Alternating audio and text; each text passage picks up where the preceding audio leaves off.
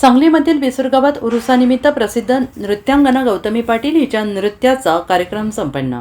सांगलीमधील बिसूर गावात पीर बाबरदीन वली दरगाह उरुसानिमित्त प्रसिद्ध नृत्यांगना गौतमी पाटील हिच्या नृत्याचा कार्यक्रम आयोजित करण्यात आला होता। हा कार्यक्रम पाहण्यासाठी बिसूर गावासह पंचक्रोशीतील नागरिकांनी आणि महिलांनी मोठ्या संख्येने उपस्थिती दर्शवली।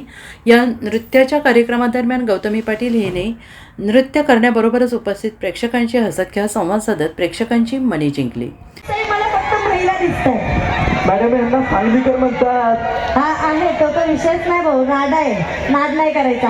पण जास्ती करून खरं सांगू का, महिलांचा नाद नाही करायचा।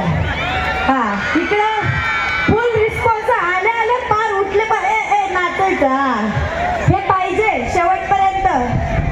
नवऱ्याचे भांडे सकाळी कपडे धुवा, डबा द्या, एक दिवस मिळतो ना, आम्ही एन्जॉय करायचं। हा नाही काय उद्यापासून तेच रडगाणं काय आता। Bureau report SPN Marathi Sangli.